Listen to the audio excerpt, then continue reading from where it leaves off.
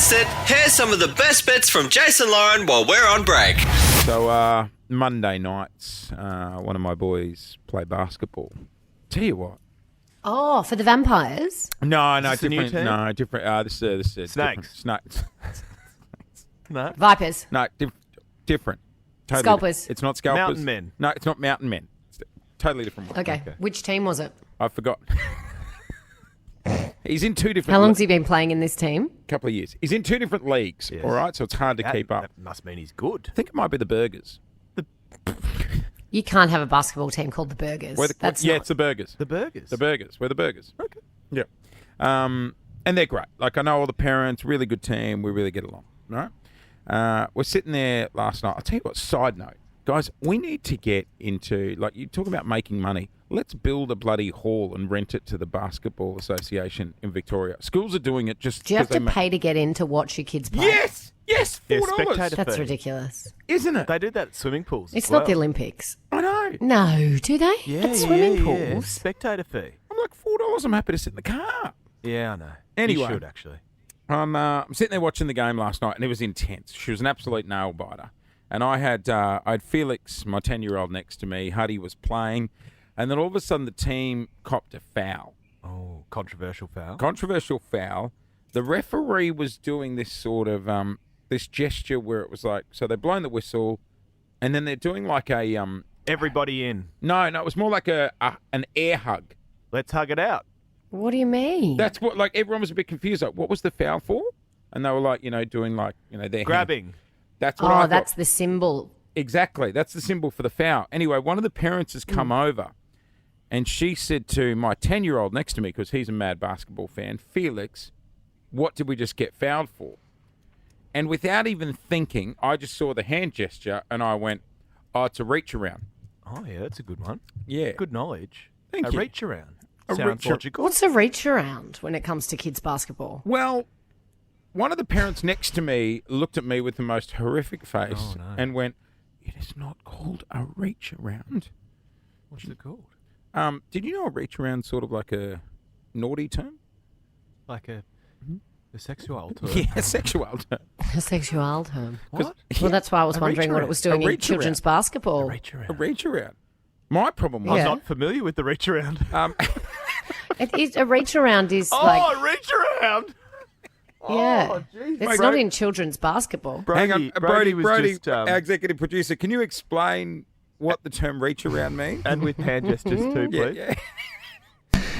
It is if one is simulating oral sex from behind and reaching in front and polishing.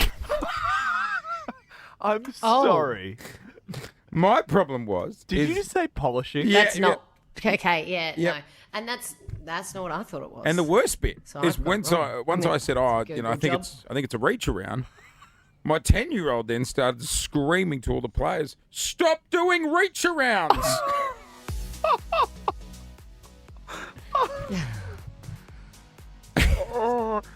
By the way, who is au fait with the reach around? Because is it just Brody? Well, half the parents last night were. Because I'm not sure Brody's got it right. the looks I got. What? Why? Oh, if you Someone got it Google wrong, it. do you know the right term? No, I'm just saying someone Google it. Okay, But I don't want to hear his Can description you do a ever Google again. job? Do a Google job. Put him reach around. It's all right. I'll trust this Brody. Is a Channel I'll 9 trust Brody. phone.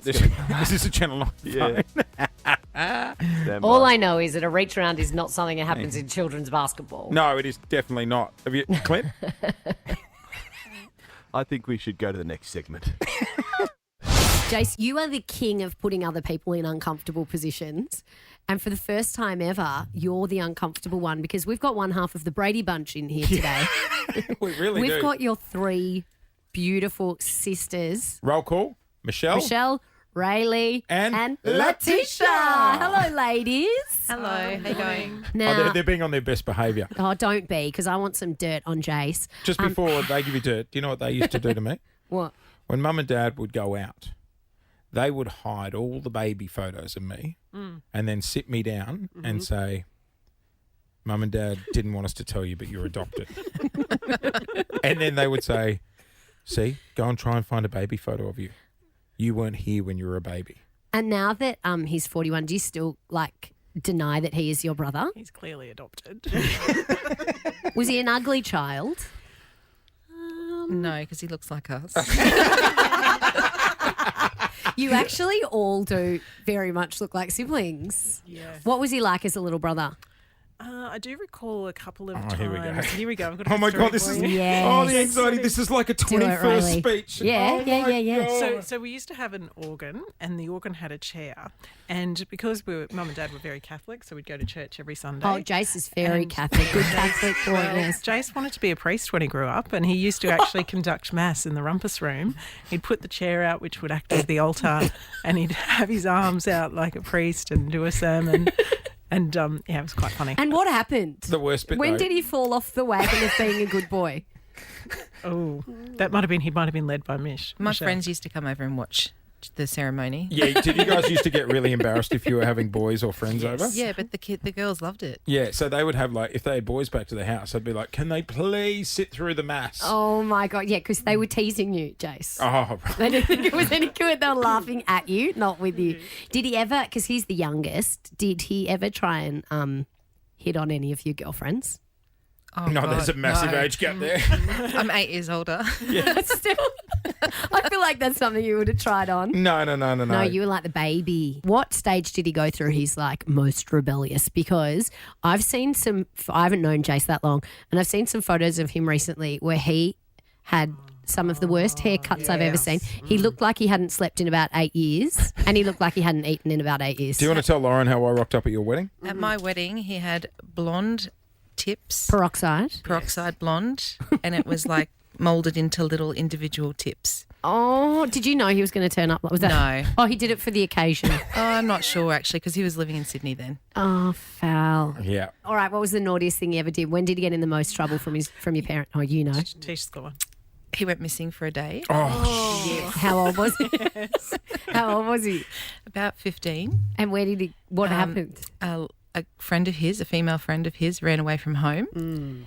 And Monkey see, monkey do. she was at a local shops, and he was bringing her and her brother food. It was so cute. And looking after them. And Wait, then eventually, she ran away from home, so you thought I'm going to go and help her? yeah. Well, the hots for her, so I thought if I feed her. So he was missing all day. This is And were in- your parents worried? Yeah, Yes. no Life 360 back then. No Yeah. life. Were they worried or angry? They're worried. They thought he went to Garden City, so they That had was the local his Westfield? name on the speaker.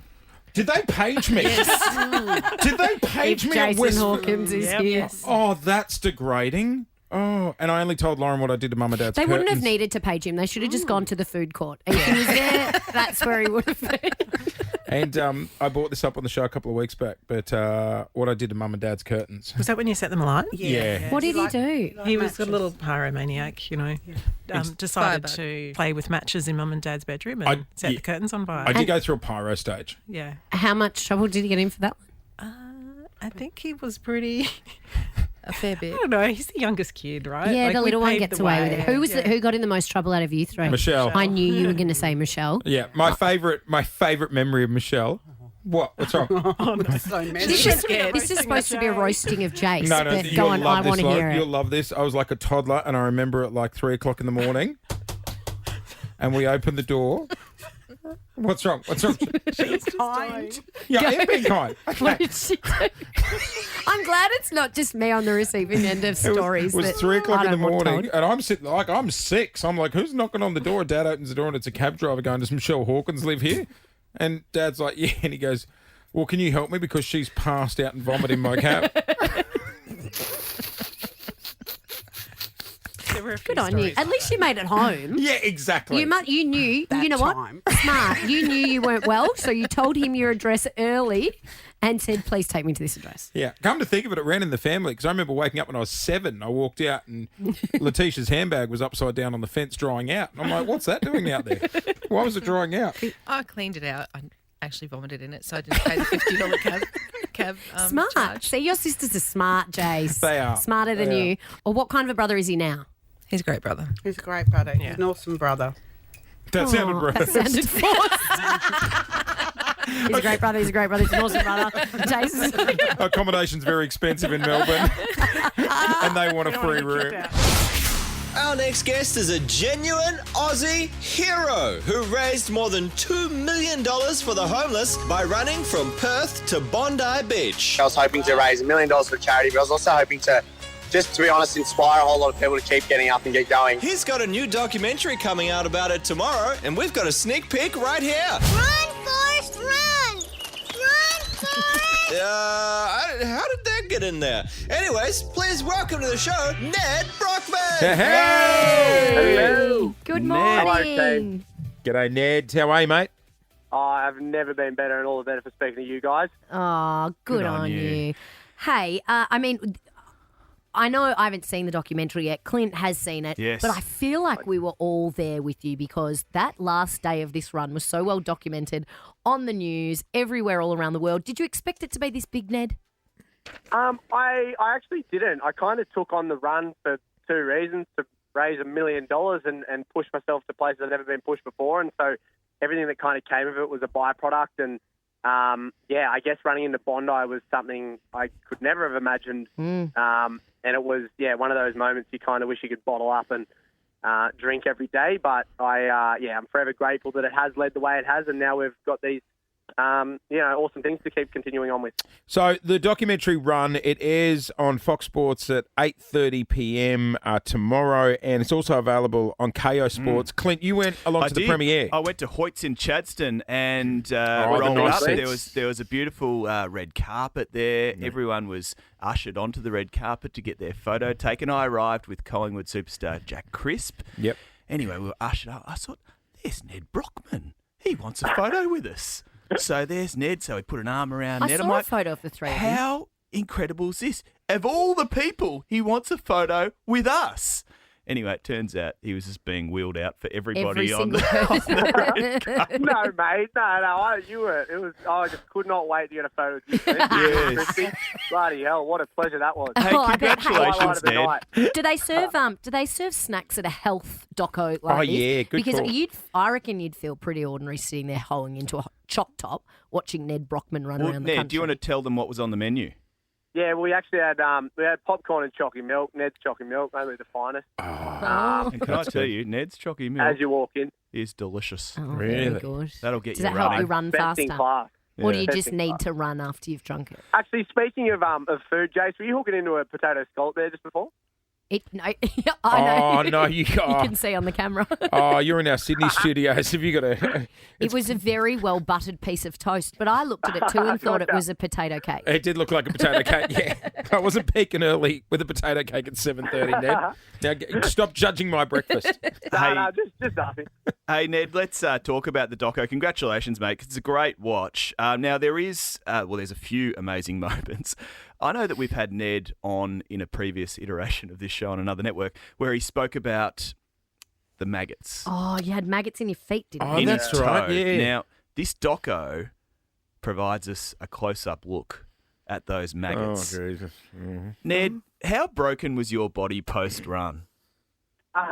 Look, it was, I think, where it was meant to be, in that I haven't really ever trained for years and years and years. So the lack of 100K weeks, I only picked up running 2-3 years ago. So I was just kind of willing to bear whatever load and whatever injuries were to come my way.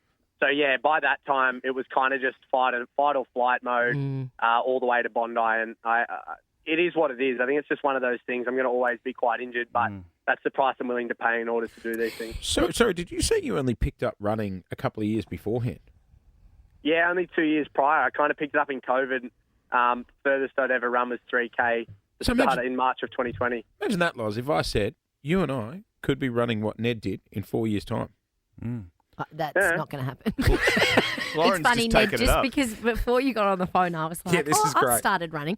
I trying to take up running, and then I thought, why am I telling this story before Ned Brockman gets She on the phone? showed us a video of her running in Rome, and it's there going... I know, I saw it. Yeah, I've been watching you. I'm watching everything. I And know, my but- fiance was on a Lime scooter following me. But also the best bit, Ned, you didn't hear the audio, and she's like, here I am, running in Rome. Running's hard. Running's very Well, it's hard. funny because after the doco, everyone in that theatre sort of said, I'm inspired to go for a run. Yes. But Who wants to go for a run? And I was like, it's the last thing I want to do after seeing that, the torture he went through. Is that part of it, though, Ned, to inspire other people to get out there? Again, I think it's a bit of a byproduct. I kind of did it for the two reasons at the start, and then the inspiration that came was something that was a second thing to it, I think. And I think that's a lot of pressure to put on your shoulders in order to inspire people to do something. But I think you can take what you want from what I do, and I would never want to force anything down anyone's throat. But to be that force, that source of inspiration for someone is a massive. I feel very proud of that. What about Ned's support team? His entire family, which struck me, Ned, about how did you say if you had your time again you wouldn't do it with the family because you had your mum, your dad, your brother. They say support crew when you pick your crew, don't choose your mum and dad or your girlfriend or your mate because they see the absolute worst of you. Right. At least you can kind of turn on your mate or your whatever. But yeah, I brought mum, dad, girlfriend at the time, mate, and my sister and brother. So they reckon don't do that, and I did it. Are you all still friends? Right. Well, no, he just referred to her as girlfriend at the time. So I would say that that didn't work out for the best there, Ned. Yeah, no, it turns out that's probably why.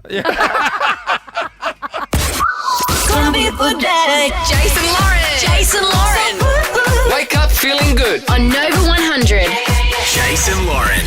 Follow them on socials.